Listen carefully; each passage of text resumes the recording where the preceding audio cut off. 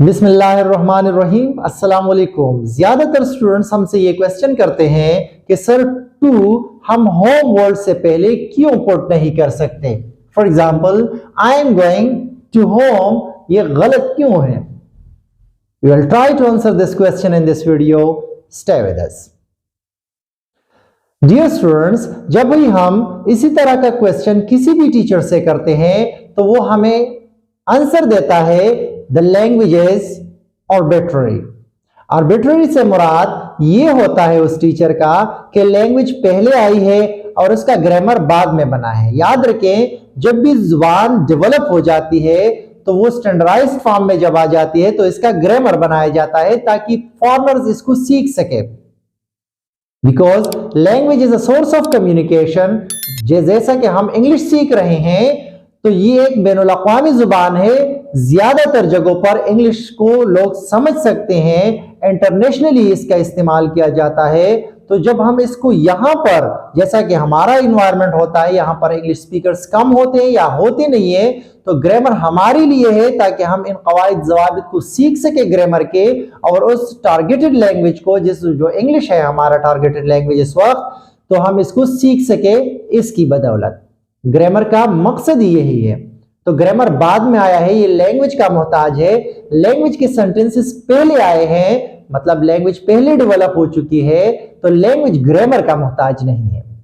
That's why 100% grammatical rules इस पे apply नहीं होते हर सेंटेंस पे।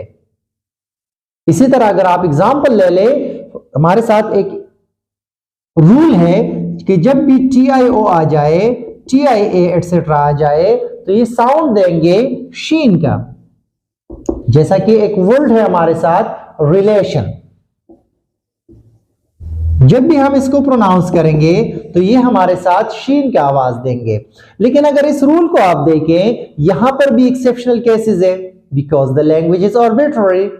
For example combustion, question, question, suggestion, जिसको हम सजेशन भी अक्सर बोलते हैं। I think it is mistakenly pronounced, widely pronounced, clear, suggestion. तो ये एक्सेप्शनल केसेस इस रूल में भी है। सो ग्रामेटिकल जितनी भी उसूल है उसमें कुछ एक्सेप्शनल केसेस किसी न किसी शक्ल में मौजूद होते हैं। अब अगर आप यहां पे देखें तो मैं अगर यहां पर बाजार लिख दूं, विलेज लिख दूं, या कोई दूसरा एडवर्ब ऑफ प्लेस लिख दूं और मैं यहां पर टू पुट करूं तो ये ठीक रहेगा, क्लियर। लेकिन अगर सेंटेंस को मैं यहां पर इस तरह करूं, clear, I am going to home, तो ये गलत रहता है। लेकिन ज्यादातर स्टूडेंट्स इस सेंटेंस पे क्वेश्चन करते हैं आई एम गोइंग डैश होम पे, क्लियर, कि होम से पहले टू क्यों नहीं लगाया जाता। तो ये सिर्फ होम नहीं है, अगर आप यहां पर भी आ जाए, शी गोज टू अपस्टेयर्स, तो अपस्टेयर्स से पहले हम टू पुट नहीं कर सकते, clear. The same is the case with Anaira went dash downstairs, to downstairs,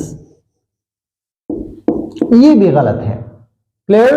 The same is the case with to somewhere, अगर सेंटेंस में आ जाए I am going to somewhere etc, तो to यहां पर भी गलत होगा। The same is the case with here, to there, to outside, to inside, so ये wrong होते हैं because language is arbitrary. So dear students, आपने सुना होगा exceptions are always there because the language is arbitrary. See you in the next lecture. Allah Hafiz.